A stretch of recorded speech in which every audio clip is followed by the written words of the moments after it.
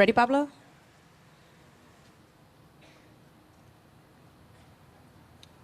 Good? All right, hold on. So we're just...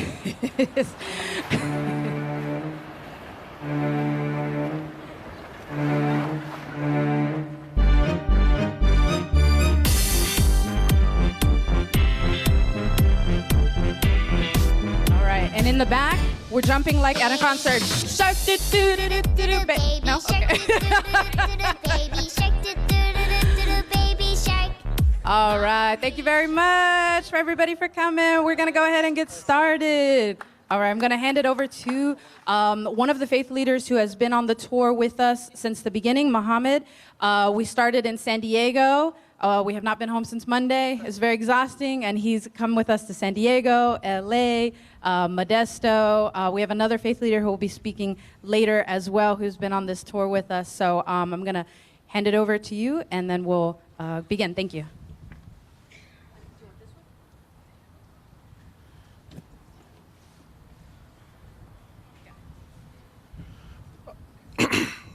I give everyone the greetings of peace. Assalamu alaikum. My name is Muhammad Khan. I've been on this tour with faith leaders across the state. I represent American Muslim Strategies. Also recently put together a coalition of Muslim and Jewish leaders to end poverty. As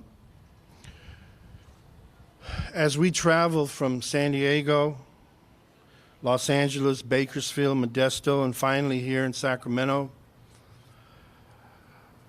we were energizing the various faith communities to do what they've been always doing, but with the support of this great assembly. And you'll hear from the authors of this legislation. God doesn't want people to suffer. God wants people to be happy. And food, clothing, and shelter, it's a human right, but also a divine right. And this bill is divine intervention because when someone is poor, average American, average Californian, is maybe 2, 3, 4 paychecks away from poverty. And once they slip, maybe because of dignity and pride, they don't let others know, and so they go into this trap that supposedly is a rope to help them get out of debt. But they get this rope, and the moment they think they're up, they're actually, with the way the credit is structured, you start out with a $2,500+ loan, you end up with 10+ thousand. It just compounds the suffering, compounds the mental issues of depression. The cycle of poverty just increases. So as a faith leader and amongst the faith leaders who traveled, we also met the broken lives along the way, the people who were direct victims of predatory lending. And as all of us faith leaders united, different paths, different religions, all the plethora of different faiths, we united around this issue because we know it's divine intervention to put a cap on predatory loaning. And I thank God that God inspired these legislatures behind us for doing, to me, one of the most noblest things. Because if AB539 gets passed, it's really going to end poverty, it's going to end the cycle of homelessness, and it's going to brighten people's lives up. So, I'd like to introduce the speaker, Mr. Rendon, and you know, I don't know the nuances of the Capitol because I'm not here. But when you have the speaker as one of the major catalysts behind this issue, I just have to thank him on the behalf of all the faith leaders, and more importantly, Speaker, on the behalf of the poor and the most vulnerable, because from their point of view, you're answer to their prayers. So thank you, Speaker. Thank you and good morning. I'm not sure I understand the nuances of the Capitol either. I spent about 20 years working in social services, mostly early childhood education. And what we saw with the families who we provided services to, those families that were below the poverty line, those families that were the most vulnerable, we saw an incredible cycle of debt, that devolved either from car title loans or from high interest loans such as the loans addressed through this bill.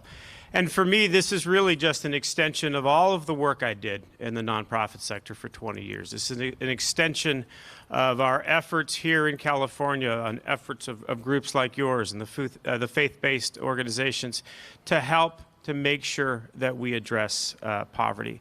We have had a lot of allies in this fight. We've had a lot of allies, obviously, with so many of the NGOs who I see here. We've had incredible outpouring from the faith-based community.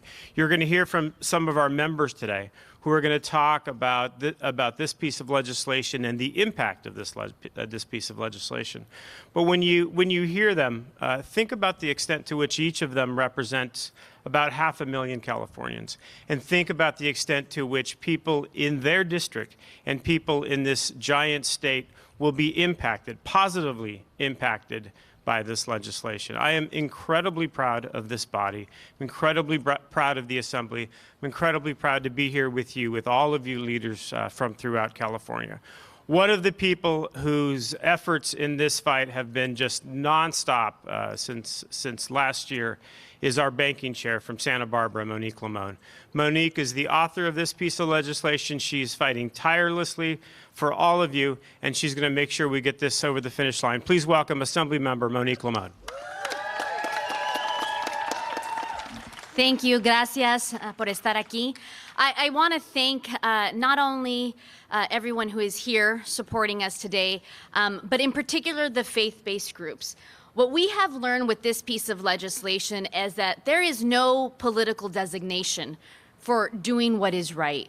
We have multiple faiths represented here today, as we have support from leaders from both sides of the aisle, as we have supports from people from throughout the state of California. This speaks to the fact that this piece of legislation, AB539, is really about tackling one of the hardest issues that this state is trying to tackle, which is how we help those who are in need, who are looking at financial services and products as a way to get out of poverty. This bill does not solve all of our issues, and it certainly does not take every single individual out of poverty. But it does send a message for every single Californian in this state that we will not substitute the hard answers to the hard questions about how we get out of poverty with bad financial products.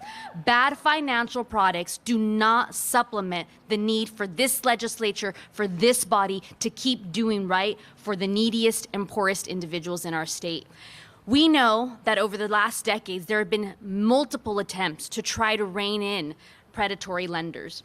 The idea that people go out in a time of need and find a product that is going to get them into greater debt and create a debt cycle for them is not the answer. AB 539 establishes a rate cap of 36% for loans between $2,500 and $10,000. Now, it's not a perfect solution, but it is something that we have found we have been able to create a broad coalition around. I am thankful that we have so many Assembly members working with us. We have other legislators. We're engaged in deep conversations about what it means to rein in a product where 20,000 Californians lose their car, a needed mode of transportation to get from work to school to see a medical provider. Because of this product, they lose their car. 1 in 3 individuals who take out this product go into debt and default. And just as a point of comparison, for credit cards, that rate is 4%. So there is something we need to do here in the state, and I am incredibly grateful that we are taking a stab at it yet again. This effort has existed over decades, and we're coming back strong this year, and we will work to get this to the finish line. We will absolutely work, and some of the individuals who are part of this are joint authors and co-authors of this, and I'm going to introduce them to you because they also play a role. And their involvement also signifies and signals to the state that we are invested in this no matter what part of the state we live in. No matter if we're inland, if we're on the coast, if we have big cities or little cities, we understand that this is an issue for Californians throughout. So I want to introduce to you one of the joint authors that's been working very hard with me this entire year, Assemblymember Tim Grayson.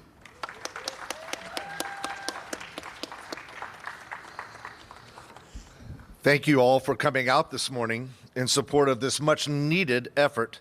And I would like to especially thank Speaker Rendon and also my friend Monique Limon, the chair of Assembly Banking Committee. I'm proud to stand here this morning with faith leaders of all denominations speaking out against predation and economic servitude. Proverbs 14:31 says, "Whoever oppresses the poor shows contempt for their maker, but whoever is kind to the needy honors God." This is why we're here today, to ensure that people of California have credit options that are fair, that are responsible, and that build a bridge out of poverty. As we speak, thousands of our neighbors, our friends, and family are taking out loans that they will never be able to pay back. These products are designed to fail, loans that can be as high as 200 or 300% interest.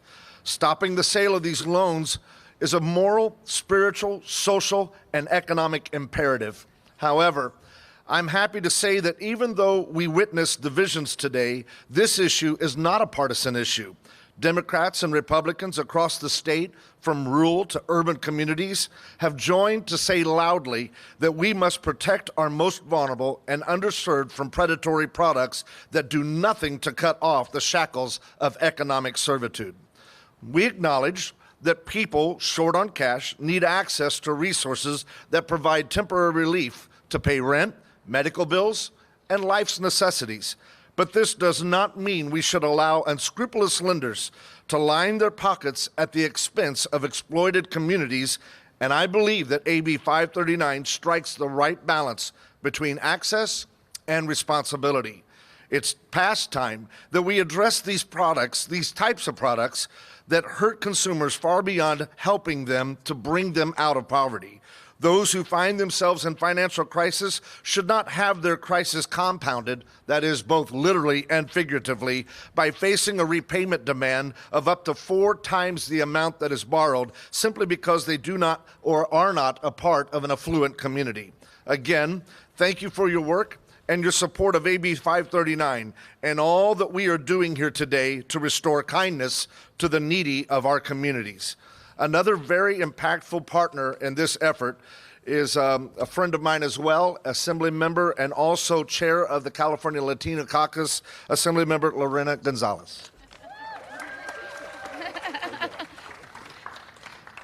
I represent the southernmost district in the state along the border and up to a community called City Heights, the community where I live. And it's a community rich in immigrants and refugees and poor in banks, basically. But along the major streets in City Heights, on every single block, you see these lenders. On every block. You can't get away from the fact that that is the only capital available to my underbanked and unbanked community. And over the last few weeks, we've been holding a lot of hearings and getting a lot of information from our constituents so that we can carry that on and explain to people just how predatory these folks are. Stories about people going in for a needed $800 loan, but being pushed to $2,500, which is the unregulated space. Signing papers that were multiple pages in length and not in their native language. And then bringing it home and realizing they signed up for a 600% loan. 600%. There's nothing illegal about that right now. 600%. Think about that.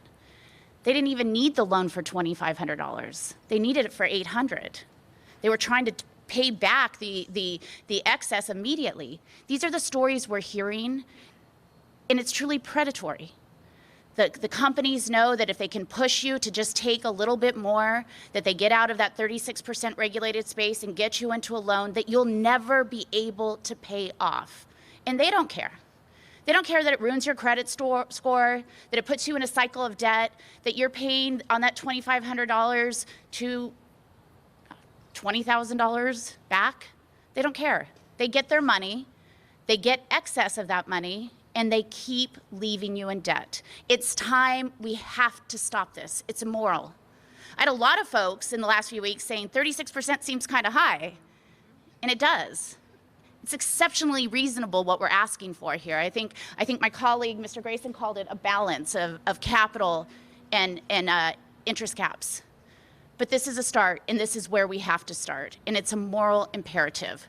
So for a community that relies too heavily and knows they have to rely too heavily on all of these types of products, I'd say that it is time to stop that. I know it's time to stop in San Diego, all the way up to my next colleague, to San Jose. And I have to say, I'm going to bring up Ash Kalra, who we give him credit. Last year when he brought the bill forward, we had a hard time getting people on board, but we knew he was setting it up for this year's bill. So with that, I bring up another joint author, Ash Kalra.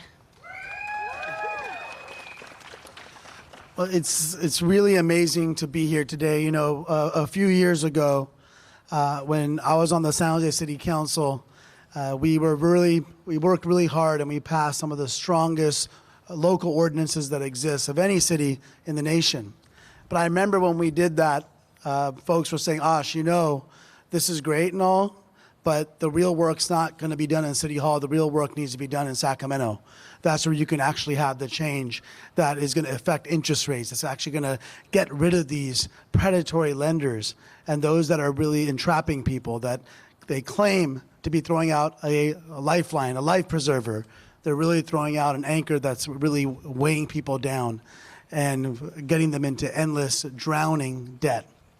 And to be here today, I just want to say that the leadership that's behind me is extraordinary. To come to Sacramento and know that you have people that are compassionate, that want to do the right thing, no matter how hard it is such an incredible feeling. And we know that what we're doing today, what we're doing this session, because I'm confident we're going to get this done, is we're joining states like Florida, Georgia, Kansas, Kentucky, Oklahoma, where we have not been leading as a state, but under the leadership of this speaker, Chair Limon, and our other colleagues that are joining together, we will lead and we'll make sure that we move California forward, because we know that these lenders for over 3 decades now have been targeting our communities. We've seen traditional banking leave working class communities. We've seen these predatory lenders come in and very specifically target our communities. It's why you hear these commercials over and over again on hip hop radio stations, on Spanish language and other ethnic media. It's very clear who they're targeting, and it's very clear who we need to protect. And so I just feel very lucky today. I feel very blessed, and I want to thank most of all those that have been in this fight for many, many years before any of us got here. There have been people that have been working on this for many years, and I'm grateful that we're able to be here to join you. I'm very grateful to the faith leaders. But most of all, I really want to thank our speaker, Anthony Rendon, who has prioritized this and made this an important priority for all of us in this building. And to be able to do this with our chair of banking, Monique Limon, partnering with Tim Grayson from 2 very different parts of the state. They face the same issue, because we see this issue in every part of the state, as Assemblymember Gonzalez said, from the southernmost to the northernmost. And so with all of you in front of us, with everyone behind us, I am so confident that we're going to finally get rid of these lenders that are targeting Californians every day. And as Chair Limon indicated, this is just part of our work, but it's a really, really, really important part of the work. And that's why it's taken so many years for us to even get here. And there is still a long way to go. but because of the coalition that we have here, I'm more confident than ever that we're going to see this through. And then after we see this through, we're going to continue to see what we need to do to help lift up all Californians. Thank you.